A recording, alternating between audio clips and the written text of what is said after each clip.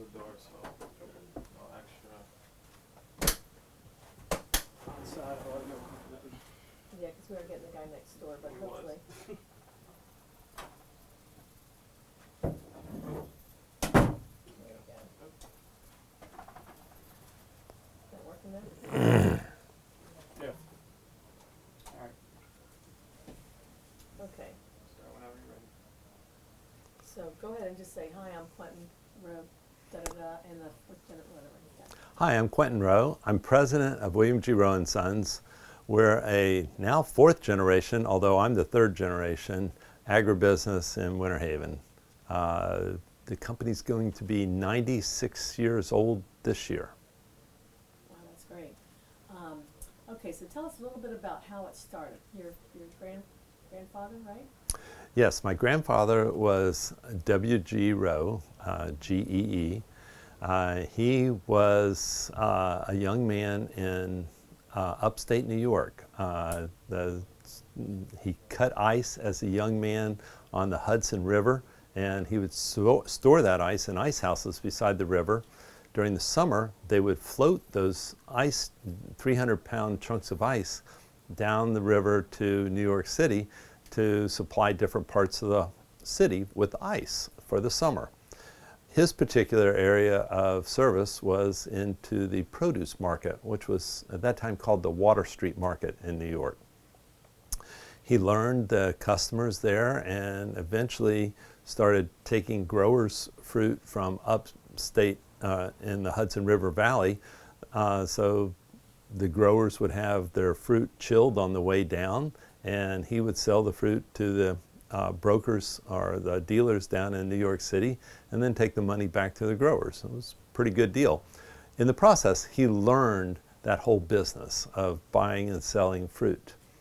We don't know why he got his wild hair and moved to Florida, but there's a pretty mass migration going on in the early 1900s to Florida as the railroads had moved to Florida and the land boom was starting.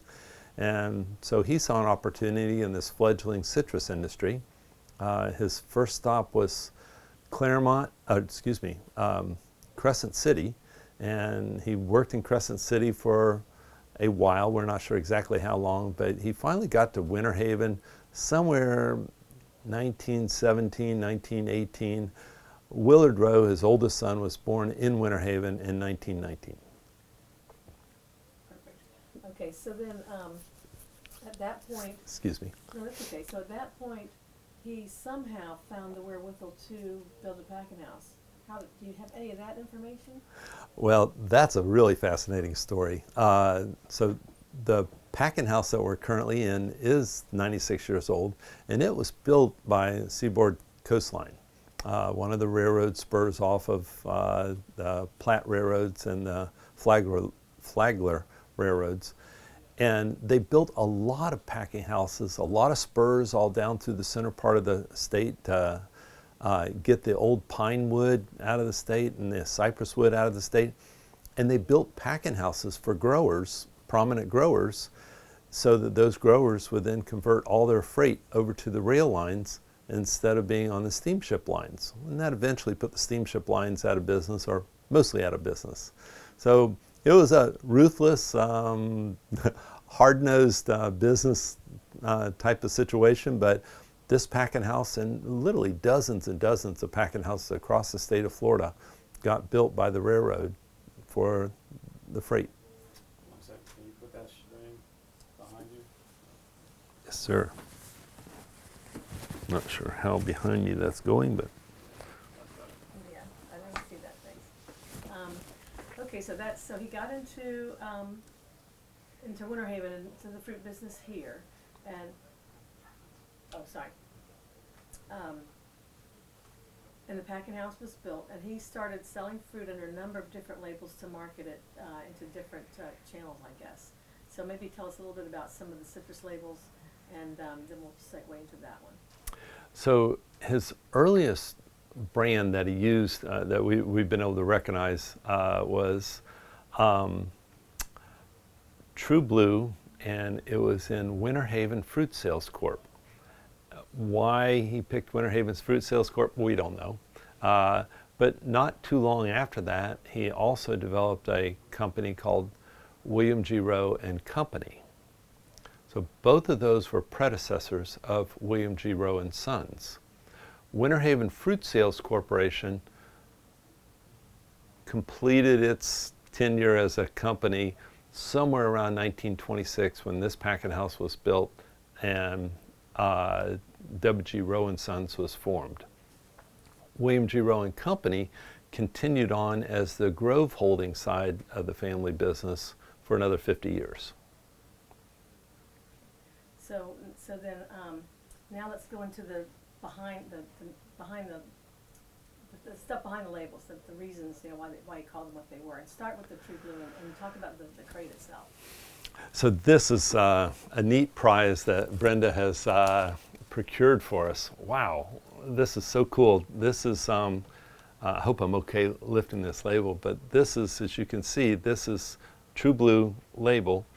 And one of the really cool things about True Blue, and I'm going to point to something behind me here, is as you notice True Blue up here, it's a smaller, flatter one. We'll talk about the different types of cartons, but it's got this little emblem here.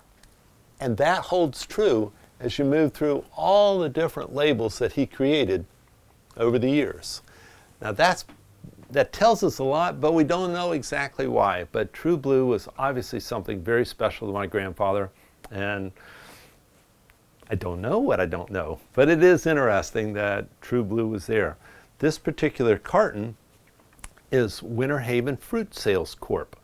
Amazing amount of printing done on this plywood. This is actual wood. So amazing amount of printing that was actually done on the wood. And they actually, besides Winter Haven Fruit Sales Corp in 2 colors, they actually have a small stamp there, and it's actually easier to see on this side of the box. There's that True Blue again. Wow, I find that fascinating. This particular box is what they used to call a half Bruce. So the standard unit, which is still the standard unit in Florida, is 1 3/5 bushel box. Why? We don't know. Somebody knows. I don't know. Why not bushels? I don't know. But 1 3/5 bushels is what became the standard box. So in olden times, grandfather's times, when they would pack out of those field boxes into a box that looked like this, but it was twice this size, because this is a half Bruce, or 4/5 of a bushel. Why 4/5 of a bushel? I don't know. That still seems silly to me. But this is 4/5 of a bushel. Now there were 2 different styles of 4/5 bushel cartons. One was this more rectangular, taller, and the other was what they called a flat Bruce, a flat half Bruce.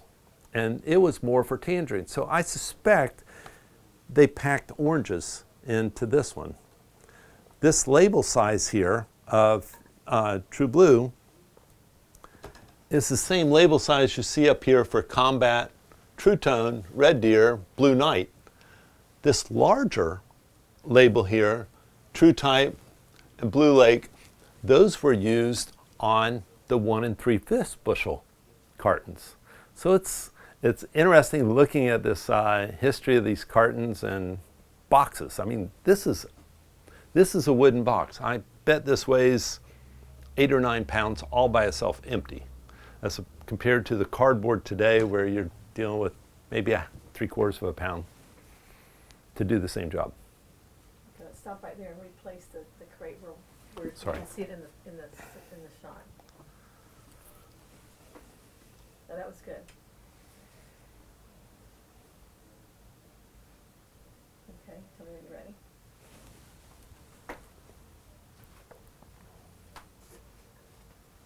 So that was very good, Quentin. Yep. Okay, so now let's talk about the thing behind the names, like True Blue, since that was the first one, start with True Blue. Just say, yeah, now, the reason my grandfather came up with these names, some I know, some we don't know, some we're guessing, or whatever. Can I use cheat sheets? Yeah, because we'll stop, and we can edit, Okay. so. Even I have to go back and do refreshers. I I did the work, but I still got to go back and remember. I know some of them. But I thought, like the red deer, I did not know about that. I thought that was interesting. Well, I got the true blue correct. Can you see the paperwork?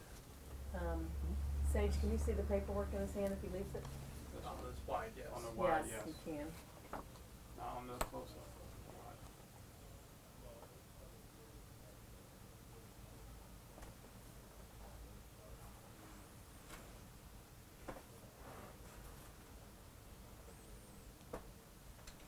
But we can stop on each one too if we need to. Okay. Would it be awkward if I read them? Yes, Okay. yeah, don't wanna read them. Okay. You could paraphrase. Yeah, I can do that. And just I mean, and just like, so it's like, so Blue Lake. Blue Lake, this is probably the most widely recognized of all of our labels because it's probably the most risque of all the labels. But it depicts a Seminole Indian maiden in her canoe. Obviously, the Seminole Indian Wars were over, but the Seminoles never surrendered, right? Why does that make it a great citrus label? I don't know. But my grandfather obviously thought it had a place in history and it would hold some mystique.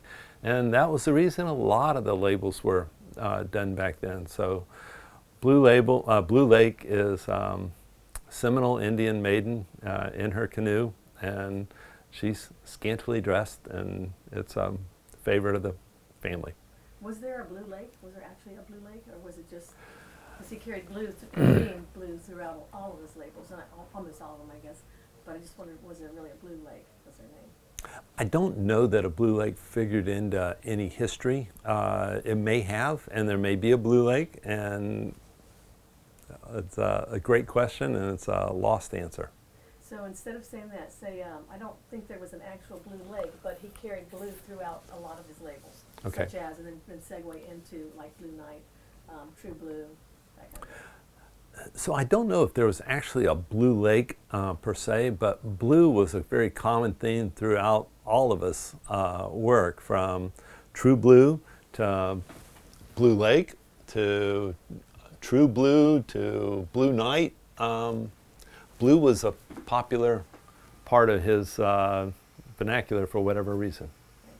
Are you picking up that saw? It just came. That saw just. No, I'm not picking it up. Okay, good. Okay, so then, Whip. yeah, do whip, because that was the crackers.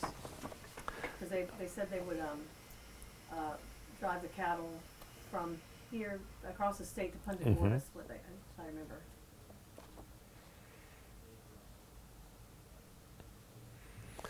So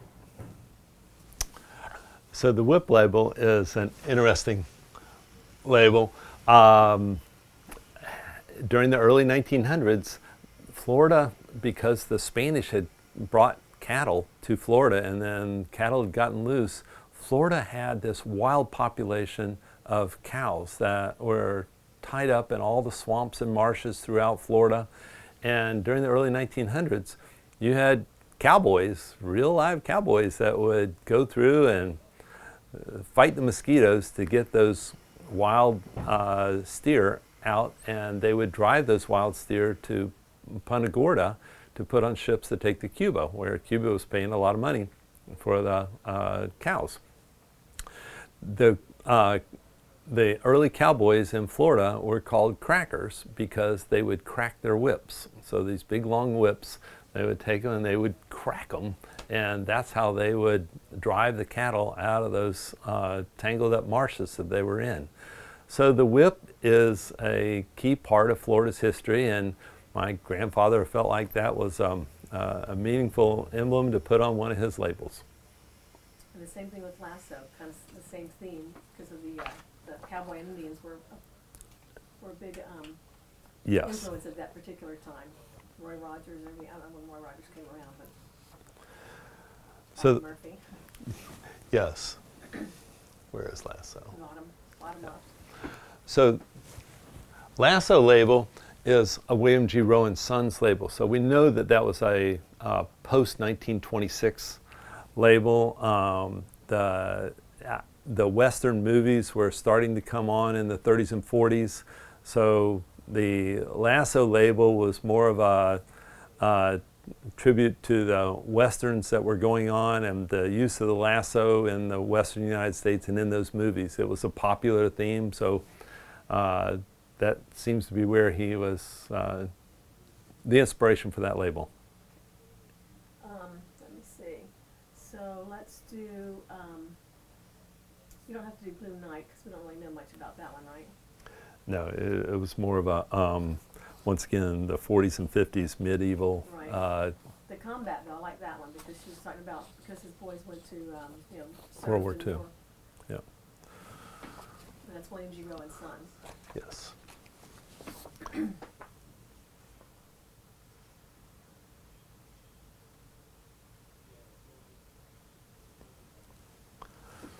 So the combat label was from the latter part of the 1940s, and it really had to do with World War II. Both of W.G.'s sons, Willard, the oldest son, and my father, and Fred Roe, the younger son, both went to Princeton, and from Princeton, both went to World War II. My father went to the Atlantic Theater, and he was in Europe. My Uncle Fred was in the Pacific Theater and in the Navy. So both of them successfully came home with all their arms and legs, and both went into the business and took over the business from my grandfather. But the combat label was a testament to their time served. Perfect. Okay, now let's do Red Deer because I thought that was interesting. I didn't realize that was like they were in a bitter feud. And I don't know how bitter it was, but I shouldn't say bitter, but it was like they were competitors. they were definitely competitors. Oh my gosh. I'm trying to remember the guy's name. Well, it was Deerfield, so it would have been Graves, right? Was that Graves' It's brother? pre-Graves. Michaels. A.B. Michaels? I believe so. Because he was on Showcase Board, I think. Yeah. I believe. Could have been. It was, you're right, because that was, they're so interwoven over there. It's hard to, You know, I don't know what happened. They all interbred over there, and now they don't wear socks, and it's a problem. well, I didn't realize that George Hamner That didn't hit the tape, did it? No. Good. Yeah, it did. I didn't realize that George Hamner was related to both the Sextons and the Graves. Mm-hmm. I had no idea. Yeah. He goes, yeah, that family tree doesn't branch far, Brenda. We need some more forks in that Yeah, tree. that's what he said. He started telling me, and I said, I got one into overload. I said, that's okay. It's going to go right like this.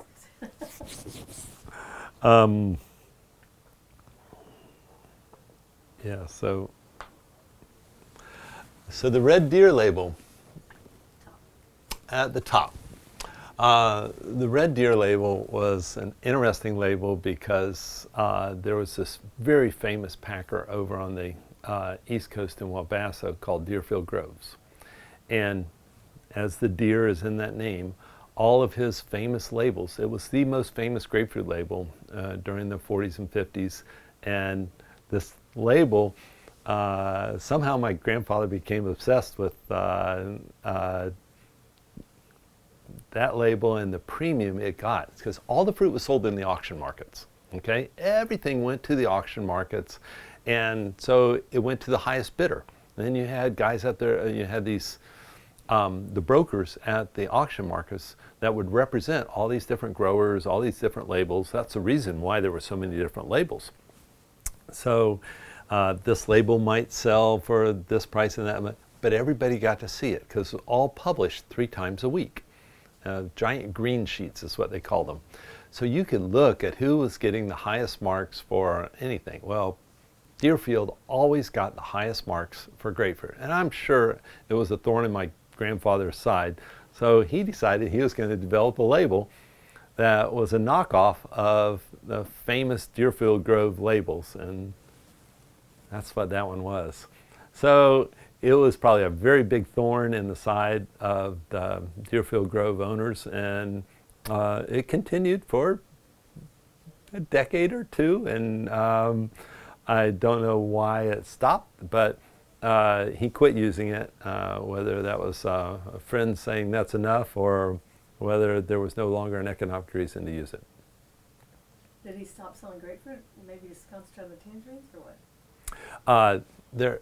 There was an element where, as my father and my uncle came into the business, they focused much more on tangerines, and grapefruit became less of a consideration in the total mix of product that we were doing. So the focus on the Noble label and on tangerines probably had a lot to do with removing Red Deer from the mix.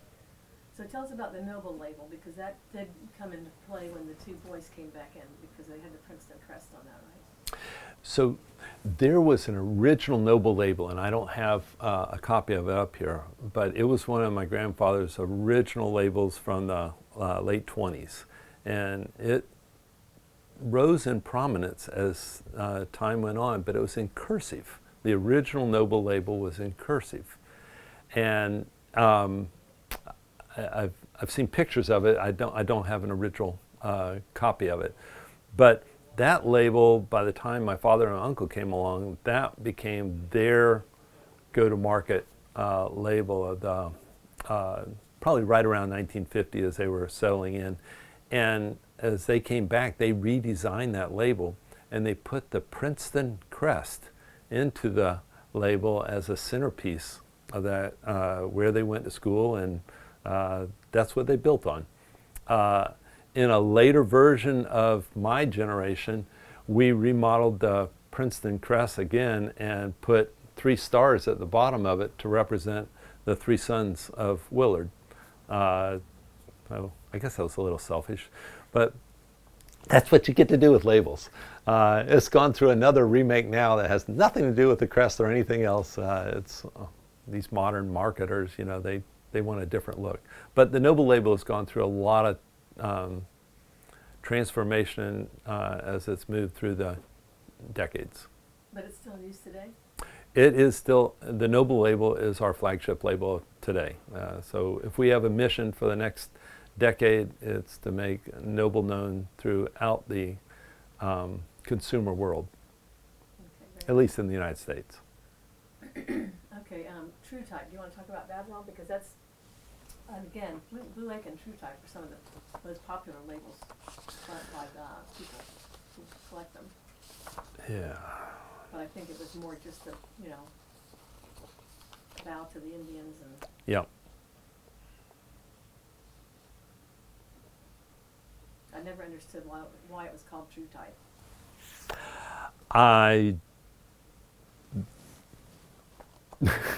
Well, it had to be an early one though, because it was the winner of the fruit sales. Yeah, so True Type was Both Blue Lake and True Type were Winter Haven fruit sales, so they had to be earlier versions. yes, and there's an early version of Red Deer too. No, I didn't say that right. So Whip had some Winter Haven Fruit Sales Corp, True Type, Blue Lake. You get this smear going on, right? So True Type was a popular label, and even though it was started Winter Haven Fruit Sales Corp., I think there's some later versions of it that actually became W.G. Roe Sons. But during the early teens and 20s, you had the massive movement of Indians out of the east to the west. The whole concept of Indians on reservations, making treaties with the Indians, that was a popular connotation of the time. And like so many of these labels, when you designed a new label, you were looking for something that caught the imagination of the customers you were selling to.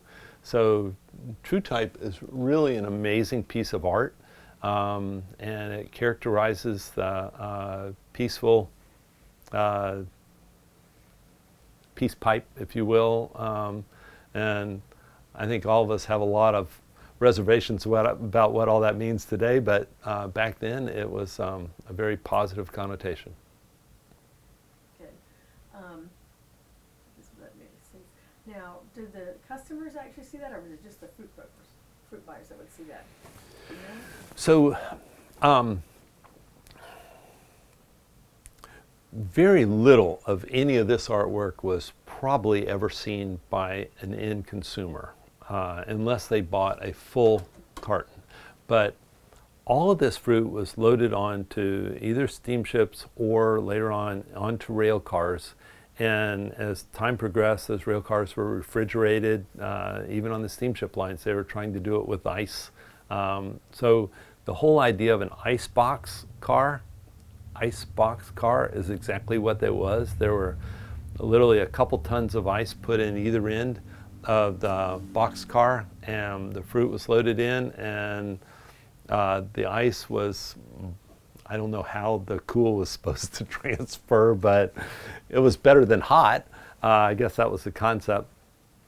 But when it got to the terminal markets on the rail cars, there were rail sidings, and you had guys waiting there, and they literally unstacked these boxes and stacked them onto the dock, and they used these, what they called hand trucks, and a hand truck would carry 6 or 7 of these cartons stacked up, and they would hand truck them to where the auction was going to be, and they may display 10 or 15 cartons out of a lot of 500 cartons, and the rest of the lot was back behind. But those 10 or 15 were opened up, they were displayed, you could see the fruit. It was supposed to be representative of what was in the rest of the lot, and depending on how true you were to that sample being what was back there, it built your reputation.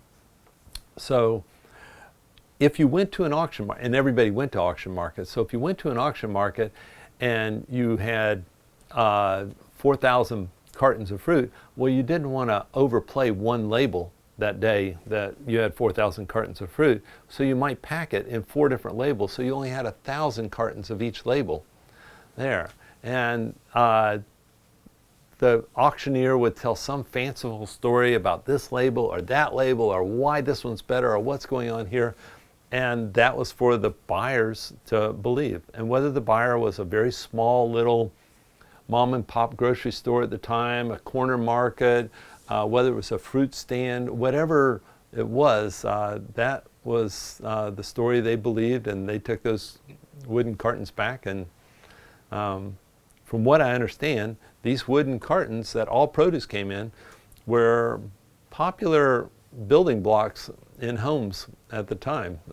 They made a lot of furniture out of these during on through the Great Depression. That's interesting. Didn't think about that. Although I know how many people our age use them for records. Yeah, exactly. Okay. Let's see. True Tone. I don't think we need anything about True, because that wasn't really. Yeah. So, what about the fact that they only had the labels on one end? Did you know that? Yeah, I think that was you didn't need the label on more than one end, and that label is actually glued on it. I was as a young man, I got to be one of the gluers. That was the nastiest job in the whole packing house. Literally, you ended up just a gooey mess by the end of the day, and there was no getting away from it. But you would have some of the ladies that were doing this alongside you, and they seemed to stay pretty clean. So I think it might have been me. So can you go through how they were done? Because was it just the end piece was done and then it was put together, or the box was put together? Did you just do the end pieces first? How did you put it on? So how did that go? The carton was completely set up, and it was ready to be packed. And it was literally just like this, and then you had to get the glue in there and come along and put that label in that space. It was. Did you have to scrape it to get the excess glue off? Oh yes, yes. So tell us that. So there's depending on how sloppy you were. But there was a little paddle that you would use and kind of wipe the label, and that would, and the glue dried clear. So it was still a messy process. Okay, what were some of the other jobs you had to do in the packing house? Curious. So I remember as about a 12 or 13-year-old working in the packing house and deciding I was already man enough to handle one of those hand trucks with 6 or 7 of these big full Bruce 1 3/5 bushel boxes stacked on top of it.